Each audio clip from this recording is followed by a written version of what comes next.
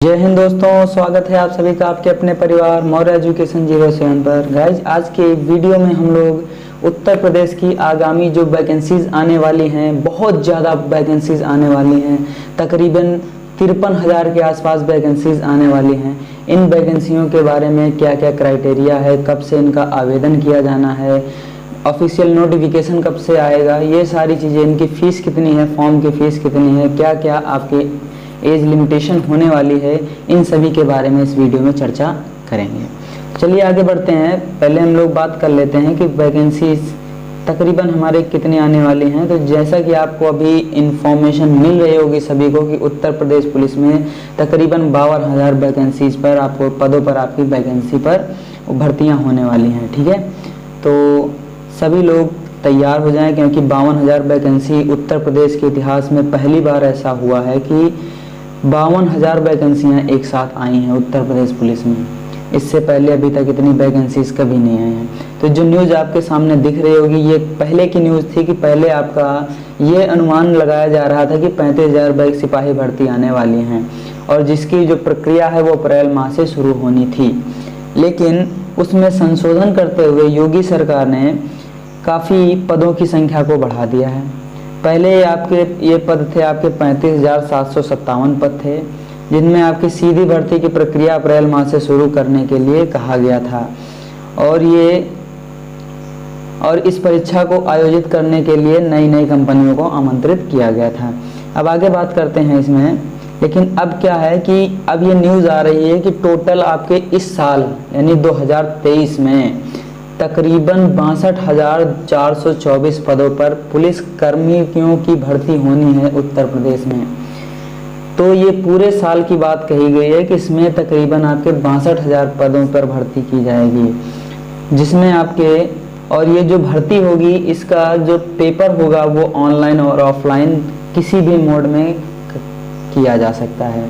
Online offline mode इसलिए रखा गया क्योंकि ये आपके पेपर लीक होने की जितनी भी घटनाओं को रोकने के लिए ऑनलाइन और ऑफलाइन मोड में भर्ती कराने के लिए विचार किया जा रहा है। ठीक है, तो अभी इसके बारे में क्या है कि मतलब आपका ऑनलाइन पेपर होगा कि ऑफलाइन होगा, ये अभी कह पाना मुश्किल है। तो जो भी आपके इस समय 53,000 वैकेंसियाँ आप लोगों को पता चल रही हैं, वो यूपी पुलिस के इतिहास की पहली सबसे बड़ी भर्ती है, जिसमें आपके 52,699 सिपाहियों की सीधी भर्ती की जानी है, जिसमें से 52,699 में से 41,811 जो आपकी पुलिस की वैकेंसी, ये आपके जो पद हैं वो आपके सिपाही नागरिक पुलिस वाले पद हैं। ठीक है, और बाकी जो बचे आपके 8,540 पद हैं, ऐसे आपके पीएसी सिपाही पदों के लिए है, 1,007 फायरमैन्स के लिए हैं, और आपके 1,341 सिपाही उत्तर प्रदेश विशेष सुरक्षा बल के लिए नियुक्त किए जाएंगे। तो टोटल आपकी जो भी वैकेंसीज हैं वो 52,699 है, जिसको अलग अलग कैटेगरी में बांटा गया है, जिसमें 41,811 आपके पद जो भी हैं आपके सिपाही नागरिक पुलिस के हैं, बाकी 8,540 पद आपके पीएसी पुलिस के हैं, और आपका 1,007 पद जो आपके फायरमैन के हैं, और 1,341 पद आपके उत्तर प्रदेश के विशेष सुरक्षा बलों के लिए हैं। और उम्मीद यह लगाई जा रही है कि आपके आवेदन उत्तर प्रदेश में तकरीबन 25 लाख से एबव होने की उम्मीद है यहाँ पे, कि सीधी तक भर्ती के लिए तकरीबन आपके लिए कितने 25 लाख आवेदन आने की उम्मीद है। इससे पहले सिपाही भर्ती की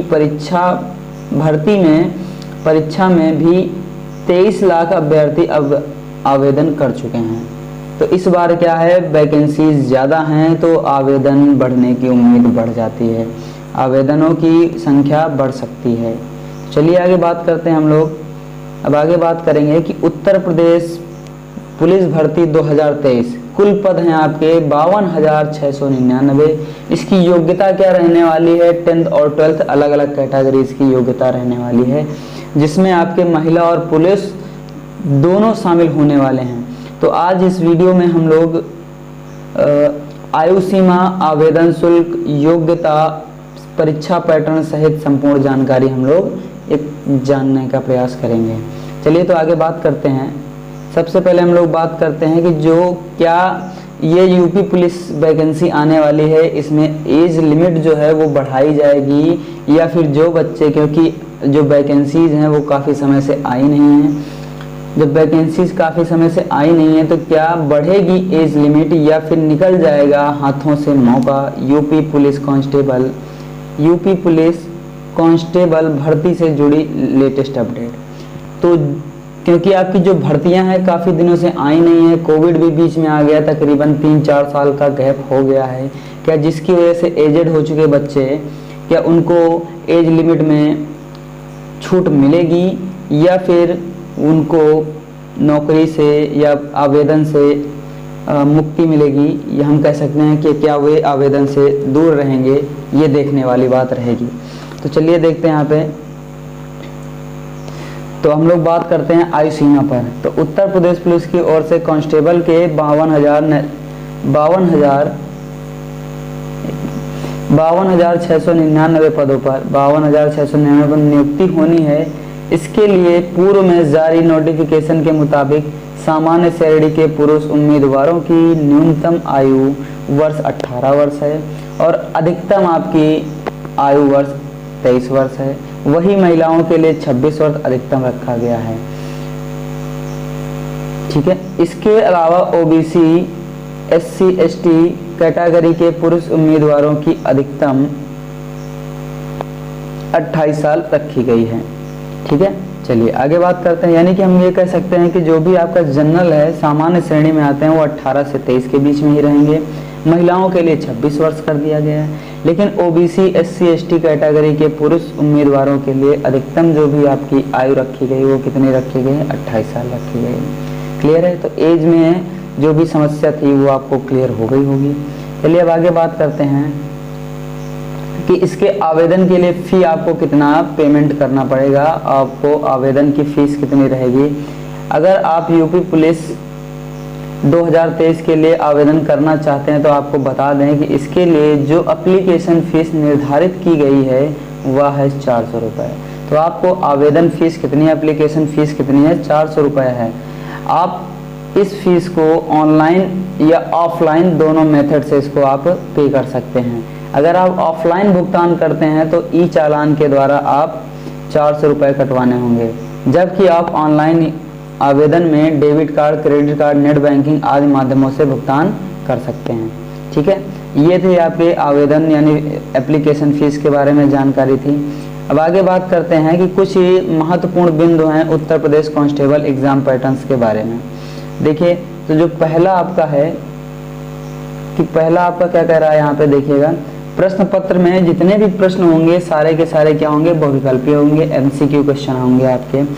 दूसरा है आपका जो भी आपका प्रश्न पत्र होगा वो आपका हिंदी और इंग्लिश दोनों भाषाओं में मौजूद होंगे। उसके जो भी आपके ऑप्शंस होंगे हिंदी और इंग्लिश दोनों भाषाओं में होंगे। तीसरा है कि जो आपका पेपर होगा वो कुल 300 नंबर का होगा, यानी आपके टोटल मार्क्स कितने का होगा? 300 नंबर का। और अगर प्रश्नों की संख्या की बात करें तो आपके प्रश्नों की संख्या कितनी रहेगी? 150 रहेगी। ठीक है। और आपका आगे पॉइंट है कि आप प्रत्येक प्रश्न कितने नंबर का होगा? 2 नंबर का होगा। 150 कुल प्रश्न होंगे, टोटल नंबर होंगे आपके 300।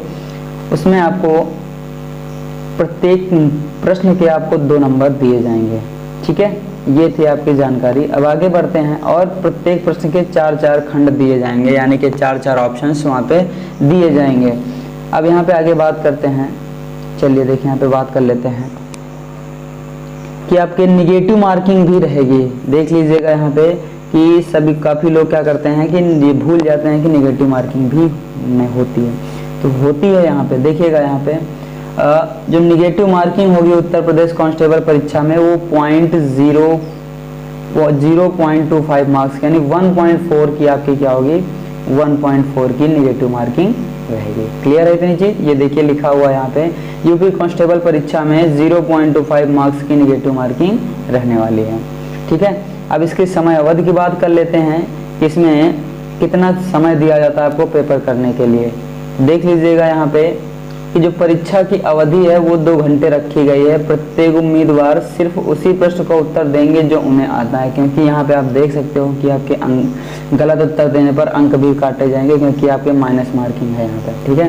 तो आपको एग्जाम देने के लिए कितने 2 आवर्स का यहाँ पे समय दिया जाएगा, ठीक है। यानी 120 मिनट में आपको 150 क्वेश्चन आपको करने रहेंगे, और अगर आप 150 क्वेश्चन को करते हैं तो आपके 300 मार्क्स बनते हैं, क्योंकि एक प्रश्न आपका कितने मार्क्स का होता है, 2 मार्क्स का होता है। क्लियर है, ये मार्क्स से संबंधित जितनी भी जानकारी थी आपको समझ में आ गया होगा। चलिए बात करते हैं कि जीएस और जीके कौन कौन से सब्जेक्ट होते हैं और कितने कितने क्वेश्चन आते हैं, ये हमें देखना है। सबसे पहला आपका जीके है, जीके जीएस, जिसमें आपके तो पहला हो जाएगा आपका जीके जीएस, ठीक है, जनरल नॉलेज। इसमें आपके 38 प्रश्न रहेंगे, तो 38 क्वेश्चंस रहेंगे, और प्रत्येक क्वेश्चन आपका 2 मार्क्स का है, तो आपके मार्क्स हो जाएंगे टोटल 76 हो जाएंगे।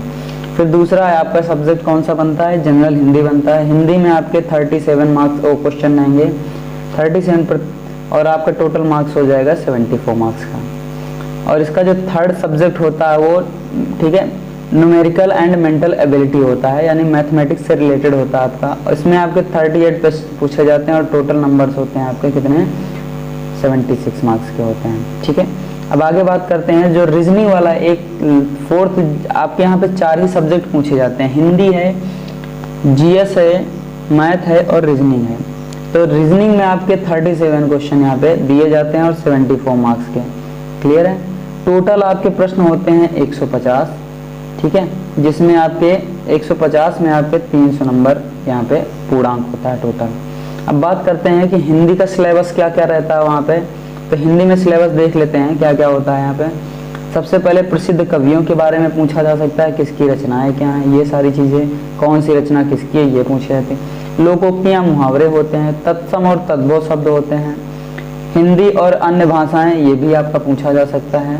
व्याकरण पूछा जाता है, हिंदी वर्णमाला से संबंधित कुछ भी क्वेश्चन पूछे जा सकते हैं, किसी का उच्चारण स्थान पूछा जा सकता है, ये सारी चीज़ें हैं, ठीक है। चलिए, और इसका जो अगला है, वाक्यांशों के लिए एक शब्द आपका पूछा जा सकता है, ठीक है, ये आपका टॉपिक होता है। अशुद्ध वाक्य को शुद्ध करना, ये भी पूछा जाता है। विलोम शब्द, अनेकार्थी शब्द, समरूपी भिन्नार्थक शब्द, ये भी है। लिंग पूछा जाता है, जेंडर है। विशेषण भी आपका यूपी कांस्टेबल में आता है, ये आपका सिलेबस में है, हिंदी के सिलेबस में। उसके बाद आपका सर्वनाम भी पूछा जाता है, रस भी पूछे जाते हैं, संधियाँ पूछी जाती हैं, अलंकार पूछे जाते हैं। एक आपका स्टैंजा दिया रहेगा, अपठित गद्यांश दिया रहेगा, उससे संबंधित आपको क्वेश्चन यहाँ पे देखने को मिल सकते हैं। प्रसिद्ध कवियों के बारे में आपसे पूछ सकता है। लेखक और उनकी रचनाएं आपसे पूछ सकता है, कि जैसे आपसे पूछ ले कि कामायनी किसकी रचना है, कामायनी किसकी रचना है, इस तरीके से। तो आपको पता है कि कामायनी किसकी रचना है, जयशंकर प्रसाद की। क्लियर है, जयशंकर प्रसाद की ये रचना है। चलिए, अब आगे बात करते हैं कि आप हिंदी भाषा में पुरस्कारों से संबंधित भी क्वेश्चन पूछे जा सकते हैं, कि हिंदी भाषा में किस किस को पुरस्कार दिए गए हैं। क्लियर है, तो ये आपका पोर्शन था हिंदी का, हिंदी में इतनी चीज़ें पूछी जा सकती हैं। अब बात करते हैं न्यूमेरिकल एप्टीट्यूड, यानी मैथमेटिक्स में क्या क्या आपका सिलेबस बन सकता है, क्या क्या टॉपिक होते हैं। सबसे पहला होता है नंबर सिस्टम, यानी संख्या प्रणाली होता है, ये आपका। दूसरा होता है सिंप्लीफिकेशन, और सिंप्लीफिकेशन से भी अच्छे अच्छे क्वेश्चन बनते हैं इसके। तीसरा है आपका दशमलव अंश होता है, यानी डेसिमल और फ्रैक्शन होता है यहाँ पे, ठीक है। एलसीएम और एचसीएफ से आपके क्वेश्चन बनते हैं। रेशियो एंड प्रोपोर्शन, यानी अनुपात और समानुपात से आपके क्वेश्चन 100% बनते ही पड़ते हैं, और परसेंटेज से भी क्वेश्चन पूछे जाते हैं। क्लियर है, चलिए, परसेंटेज से के बाद आपका लाभ हानि आता है, लाभ हानि से भी क्वेश्चन बहुत ज़्यादा बनते हैं। छूट यानी डिस्काउंट से भी क्वेश्चन बनते हैं, और सबसे ज़्यादा आपके बनते हैं तो साधारण ब्याज और चक्रवृद्धि ब्याज से भी क्वेश्चन बहुत अच्छे बनते हैं। फिर साझेदारी से बनते हैं। Work and time, very important topic है ये, वर्क एंड टाइम, इसको ज़रूर पढ़ लीजिएगा। वर्क एंड टाइम में से आपके बहुत अच्छे क्वेश्चन बनते हैं। फिर आपके डिस्टेंस है, डिस्टेंस को भी आपको पढ़ लेना है, दूरी को पढ़ लेना है।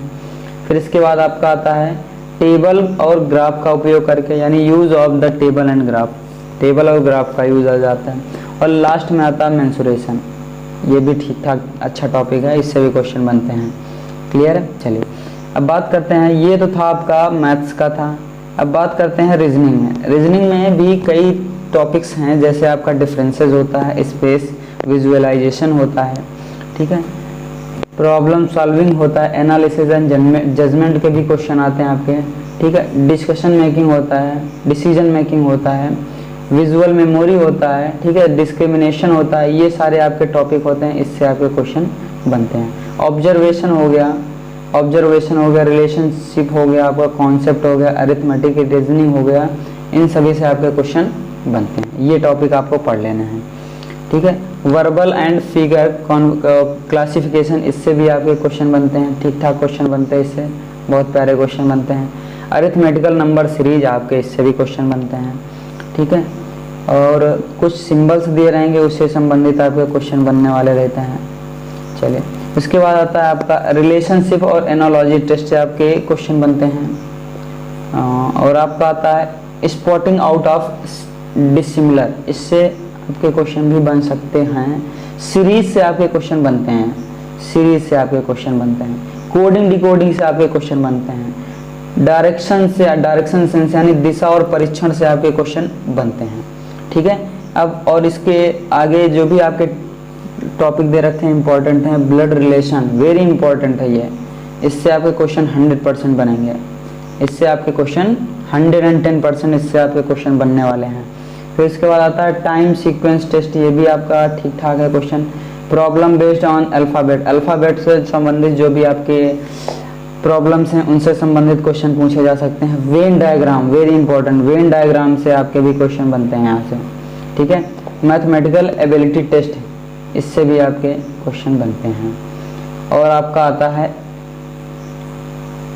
अरेंजिंग इन ऑर्डर, इससे भी यानी अरेंजिंग ऑर्डर, ठीक है, अरेंजमेंट से आपके क्वेश्चन बनते हैं, बहुत अच्छे प्यारे प्यारे क्वेश्चन बनते हैं, ये भी इंपॉर्टेंट टॉपिक है।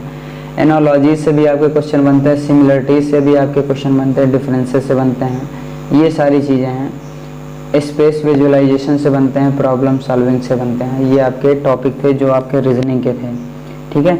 इसमें आपका एक दो चीज़ें छूट गई हैं, जैसे आपका कैलेंडर हो गया, कैलेंडर से भी आपका बहुत प्यारे प्यारे क्वेश्चन बनते हैं। किससे? कैलेंडर से, कैलेंडर टॉपिक से, कैलेंडर से आपके बहुत प्यारे प्यारे क्वेश्चन बनते हैं। डाइस हो गया, पांसे से आपके बहुत प्यारे प्यारे क्वेश्चन बनते हैं। क्यूब हो गया, क्यूबॉइड हो गया, इनसे भी आपके बहुत सुंदर सुंदर क्वेश्चन बनते हैं, जो कि इम्पोर्टेंट टॉपिक्स हैं जो यहाँ पे नहीं दिखाया गया है। तो इन सभी टॉपिक्स को पढ़ लीजिएगा अच्छे से, और उसके बाद पेपर देने जाइएगा तो आपका सिलेक्शन 100% वहाँ पे आप कैटेगरी में यहाँ पे अपने कैटेगरी में ज़रूर आप क्लियर करेंगे। क्लियर है? चलिए, तो ये थी आपकी जानकारी जो आपकी इम्पोर्टेंट थी। उत्तर प्रदेश पुलिस से जो वैकेंसी आने वाली है उससे संबंधित जो भी वैकेंसी आने वाली है उसके लिए ये पर्याप्त जानकारी थी। सारी चीज़ें यहाँ पे बता दी गई हैं। आपकी एज लिमिटेशन क्या होगी, नंबर कितने के होंगे, कि कितने सब्जेक्ट होंगे, क्या क्या पैटर्न हो सकता है, किस तरीके से कितने क्वेश्चन कौन से सब्जेक्ट से बन सकते हैं, ये सारी चीज़ें हम लोगों ने डिस्कशन कर लिया है। तो उम्मीद है कि जो आपकी यूपीपी की वैकेंसी आने वाली हैं इसमें आप लोगों को अब कोई डाउट नहीं रह गया होगा। बस आप लोग अपनी पढ़ाई करते रहिएगा, सारी जानकारी जैसे भी आते हैं आगे की आने वाले अपडेट्स को आप तक पहुंचा दिया जाएगा। तो आज की इस वीडियो में बस यहीं तक रखते हैं और मिलते हैं नेक्स्ट वीडियो में। तब तक के लिए जय हिंद, टाटा, बाय बाय, वंदे मातरम।